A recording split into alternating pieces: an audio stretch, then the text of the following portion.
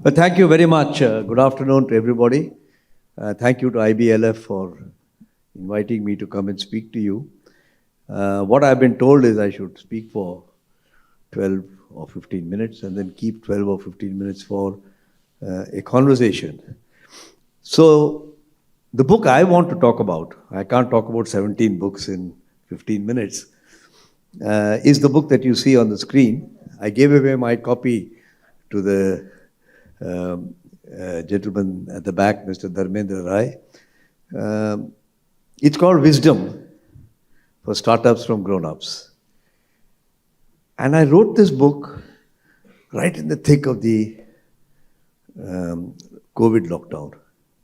In fact, as my luck would have it, of the 17 books I wrote, 8 books are solo authored and 9 books are co-authored. Now, co-authoring means quite a lot of extra work. And of the 9 co-authored books, 8 came out during the lockdown. So, I don't think the atmosphere was very conducive to launching books and talking about them. So, I grabbed the IBLF opportunity because I wrote this book, or my co-author and I wrote this book with a specific intent. There's a lot of hope being placed on this startup economy in India. And people give all these numbers. So many thousand startups have come, 100 unicorns valued at $100 billion. The fastest unicorns. And that the future of India and employment generation rests with startups. And one day, when I was expounding my views to a smaller group of people, my own brother, he's just 1 year younger than me, he's my co-author. You don't see his picture there, but in the book his picture is there. Engaged on this subject, rather than talk about aunties and uncles and children. Because his background, he's only 1 year younger, so our professional experience years is not dissimilar, has been largely with startups and for a small part with large companies like Coca-Cola and DCM and Rediffusion. Mine is largely with big companies with occasional spurts of involvement with startups. So we had a sort of 69 kind of format where it sort of matched. And we fiercely disagreed on some things. Luckily we are brothers, so we didn't fight about it. And I said, hey, listen, when you have such a diversity of views, it has the makings of a book. You know, I'm not going to lose my brother at the age of, lose the affection of my brother at the age we are. And so we sat down and put our heads together and wrote this book. It all happened during this COVID stuff, aided by Zoom. And we wrote it because we think there is a very, very important message. Not only for startups, but for grown-ups, and also for larger policy makers about the Indian economy. I think anybody who thinks that the future of India lies with startups solely, it may be a bit of a crash of the dream. But anybody who ignores startups equally would have missed a big trick. And we sat down and said, what can my grandchildren learn from older people? Now, they are at the age now when they will listen to you because they are at that age. But maybe in another 10 years or maybe 5 years, they say, I have got enough of these oldies. Please get off my back. And we said that startups have this same phenomenon. They think they have learned whatever there is to learn. They have become, especially if they've achieved some newspaper-worthy, pink paper-worthy coverage. But they can learn a lot from grown-ups. The question is that if grown-ups sit back and pontificate, then startups don't like it. Much like if fathers and grandfathers sit and pontificate to their daughters and granddaughters, they don't like it. So can we craft the messages in such a way that they say, yeah, old man, thank you, uncle. That point may be valid. It is something I'll think about. That's all we are trying to achieve. To have a startup which is really contributing to the economy, read Silicon Valley, for example, you need a startup ecosystem. It's not just a question of clever founders, young people, technology. And the measure of having a sustainable, of having a good startup ecosystem is you have evidence of sustainable companies over a long period of time. So if you look at our software industry, they were all startups when I began my career. And I can assure you, I did not begin my career when William Hastings was in India or Robert Clive. 50 years ago, nobody knew what's HDFC, nobody knew what's Marico, nobody knew what's Biocon, nobody knew what's TCS, nobody knew what Infosys. Never heard of it. They were not even established, some of them. Today, we talk of them as bellwether stocks in the market. And that's what I mean by a sustainable company. You have very few examples of sustainable companies, to which people argue, well, they're very young. And I say, yeah, sure, they're very young. Then leave them alone in school and college, let them finish. But our finance minister thinks they should be called to Vritta Mantri's Bhavan and be advised on how to develop the economy. So I don't blame the young man if the poor chap thinks that he's got some clever formula for the whole of India. The second thing I want to say is, people say, look at what they did in Silicon Valley. Lessons we can learn from Silicon Valley. There are lessons, no doubt about it. But there is enough research evidence that every society and every country has its own idiosyncratic, native way of developing an ecosystem. The Gujarati way of doing business is very different from the Chettiar way of doing business. Both are very successful, traditional entrepreneurs. But they are quite different. Both are successful in their own way. And so is the Sindhi, and so is the Marwadi, and so on and so forth. And we need to discover our own idiosyncratic. And I have not seen any evidence of an idiosyncratic Indian way of developing startups. That was the second objective we had in writing this book. And the last point that we want to bring out in the book is, if you look at nature, nature teaches you a lot. You know, a fruit fly doesn't try to become an elephant. Certainly not in 3 months or 6 months. Why are we doing this? What's the hurry to be a unicorn? What's the purpose of having a turnover which is equal to your losses in the negative direction? And then pretending you have a valuation which should be, and there are sufficient number of people, I hesitate to call them or describe their commercial sense, who believe that this is worth that. And they subscribe to it. And then they come at an IPO price of 1,500, and then they come down to 300. So this cycle of boom, gloom, disappointment needs to be surgically sutured into something that is sustainable. And what are those lessons? And while Tata and Hindustan Lever or Unilever can be considered to be very old companies, Mahindra and Mahindra, Bajaj, there are many great companies in India. We have tried to draw, by researching literature, from Japanese companies which are 500 years old, European companies which are 200 years old, and American companies where shelf life tends to be a bit shorter. We put all this research together and arrived at this Brahma Mantra. Once the Brahma Mantra is revealed, it will look like motherhood and apple pie. For example, and this is just for your illustration, you must have a very consistent purpose.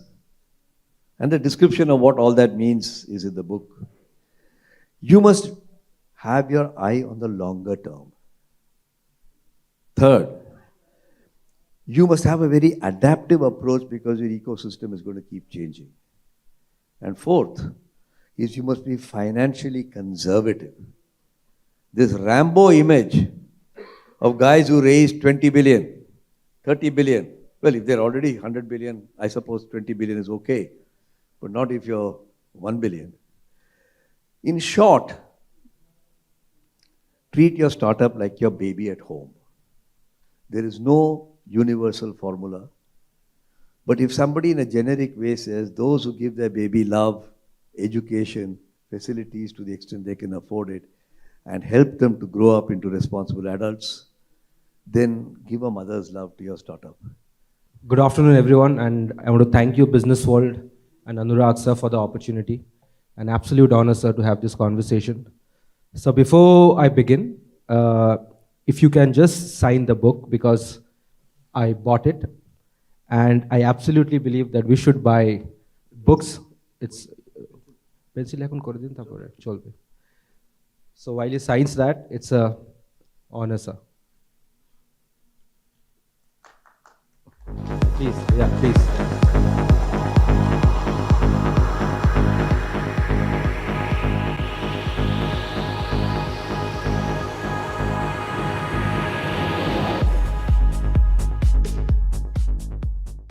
Now, sir, you have written so many books, and you're a man of ideas. You're thinking constantly, and there's so much happening in the world in terms of topics to be written. Once you finish a book, how do you decide what next to be written? I mean, how do you break through that idea clutter in your mind that this will be my next book which I will work on? How do you choose a subject, to be precise? You know, I'm not sure I have any organized process. Let me tell you what I have, and then if you can figure out what I do, then you can tell me. I have realized that we are creatures of habit. And while I don't need to leave my house and go to some other place, I have created an office in my house. My wife has her workspace, I have my workspace. I have my shower and usual stuff. At 10 o'clock, 9:30, I'll be sitting. I may be wearing a dhoti or my pajama, but I'll be in my office. It's a regular office with books. It's a discipline thing that you do. It's a discipline. And what do? I spend the first 3-4 hours of the morning writing. Then I have a little khawa dawa and sleeping. And after that, when I get up, I'm reading. So I am a bundle of contradictions and confusions in my life. But out of that friction, book ideas. Like right now I'm working on 4 books. Wow. 4 books simultaneously. Hopefully that will not, the contamination will not show in the books. But I'm not short of, I'm short of my own energy and talent and time. I have no problem getting ideas. So you kind of have a disciplined approach towards it. It's like your work ethics. You dabble with ideas and then you finally come on. You know, I think the world makes too much of the great lone innovator. In the night he was sleeping and then suddenly some dream came. This is all fine, mumbo jumbo. And it probably happens to a few people. But I'm a common fellow. I'd like to believe most of us are ordinary people. Not about to hit the Nobel Prize. So far away from it, we don't think about it. And I think for most of us, progress comes, I've learned this in Tata's also, by the way. Progress comes out of doing things systematically day after day, improving 1% month after month, or year after year sometimes. Whether it's my savings, if I retire with 100, I don't try to invest in some startup and make it 700 in 2 years. God has been kind. That 100 will become 105, 120. By the time I'm 80 or 85, which is not that far away, I should have a nest egg which I can leave for my grandchildren if I need to, for their studies or whatever. So I do the same thing with my work. Do it. I do the same thing with my fitness. Go to play tennis. You're not trying to beat Nadal anymore, even though Nadal has given up. Don't try to beat Nadal. Just keep playing. Play golf, play tennis, go swim. Organic is not the right word. Steady improvement. You want to make your enterprise into a wonderful enterprise? 2 ways. Become a unicorn day after tomorrow, or keep at it, and you'll become a great enterprise. So I follow that. I get that, sir. So, but I was listening to a lot of sessions throughout the day, and I think one question which not only specialized writers like you, but someone who's into journalism or who fancies to write things about and reads about is something called the writer's block. And it's a lot of people that speak about it. Have you ever faced this situation of writer's block? And if yes, how did you overcome it, sir? You know, this, yes, the short answer is yes. I mean, there's nobody who can say he's never faced a writer's block. It's like saying, have you ever fought with your wife? And anybody who says never, I say, you must be the dream that Shah Rukh Khan produces in women, Yes, everybody faces a writer's block. But I find that if you take the approach that my writing is the accumulation of my perspiration rather than my momentary inspiration, Wonderful. you have lesser the writer's block syndrome. You still get it.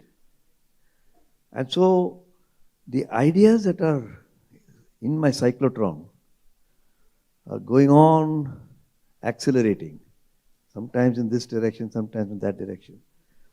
But the discipline of having to sit at a table with your laptop in front of you and your reference books and papers or whatever causes you to write rubbish sometimes, which is also a form of writer's block. But you can't write a book without writing some rubbish. Just don't let it get to the publisher, that's all. So basically, even if you're facing a writer's block, you have to be at it, practicing being disciplined. This is a generation which is constantly searching. Instead of reading a book, we'd rather read the synopsis or go to Quora and understand the goods, the likes and dislikes of it. So, sir, from your experience, how do you inculcate a better habit of this generation to read more books? Of course, there's Kindle, but there's a digital version of it. But how do you actually, what do you think we should do, or the community should do, where someone should go buy a hard copy book and read more? The first thing you should do is not to blame the younger generation. My habits were different from my father's. My father's were different from his father's. Right? There is no point blaming the younger generation. They are products of a different ecosystem. And you, if you have a message, must adapt to that ecosystem. So I can tell you what I do. If any IBLF or any other forum invites me to talk about a book, I come and talk about it. I don't expect everybody to rush out and buy my book. If they did, I'll be happy, but unfortunately it doesn't happen. But I like to explain the substance of it. Create more awareness around it. They say, yeah, that idea sounds interesting, or what a bunch of dumb ideas. Okay, fair enough. The second thing that I do is, this is all self-done in my own office. I do a series called the G90S. On the assumption that their attention span is 90 seconds. Gopal in 90 seconds. I branded it as G90S.